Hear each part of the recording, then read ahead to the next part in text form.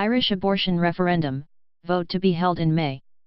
The Irish government has agreed to hold a referendum at the end of May on whether to reform the country's near-total ban on abortion. The vote will decide whether to repeal a constitutional amendment that effectively bans terminations.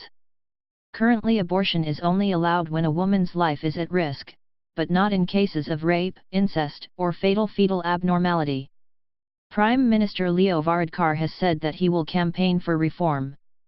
The ballot will not be on specific terms of any new law, but on whether to retain or repeal Article March 3, 40 of the Constitution, known as the Eighth Amendment. The amendment, which was approved by a 1983 referendum, acknowledges the right to life of the unborn, meaning the life of the woman and her unborn child are seen as equal. Before the vote, the country's health minister will draft legislation proposing unrestricted abortion access be made available to women up to 12 weeks, and in exceptional circumstances after. An exact date for the referendum will be decided after it is debated in the Irish Parliament. Not black and white.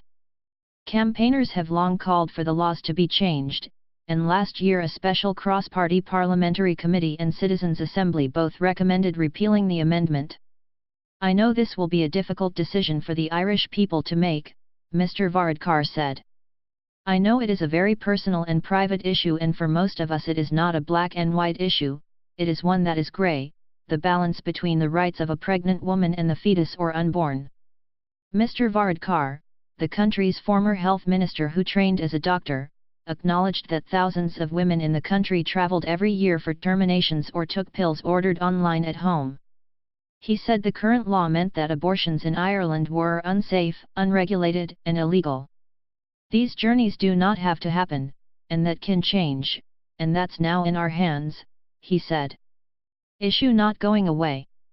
Health Minister Simon Harris has been working with officials in his department and the Attorney General on the wording of the referendum, which is expected to be formally published at the beginning of March.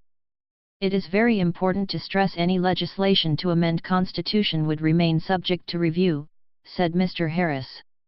"The government does not intend to, or wish to, limit the power of our courts to interpret law.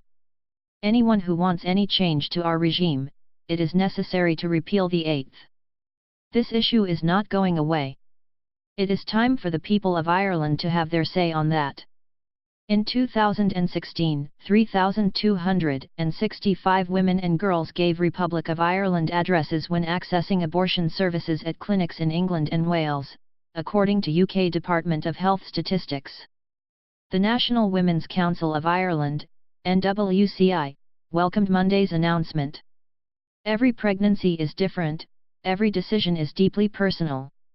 Women and girls in Ireland deserve their dignity.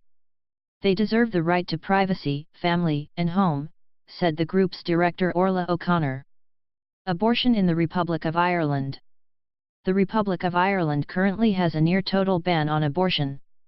Terminations are not permitted in cases of rape or incest, or when there is a fetal abnormality, and thousands of women travel abroad for a termination every year. The Eighth Amendment to the Republic's Constitution, introduced in 1983, acknowledges the right to life of the unborn. However, there have been significant challenges and changes to the law in recent years. A campaign to liberalise abortion gathered momentum in 2012, after Indian woman Savita Halapanavar died in a Galway hospital after she was refused an abortion during a miscarriage.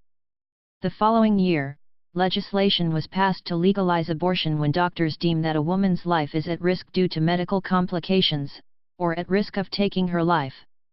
20 years before Ms. Halapanavar's death, a 14-year-old rape victim was initially prevented from travelling to England to terminate her pregnancy. It became known as the X case, as the girl could not be named to protect her right to anonymity. The 1992 ban on travel was later overturned by the Irish Supreme Court. A referendum approved a further update to the Constitution, stating that the Eighth Amendment did not restrict the freedom to travel to another state.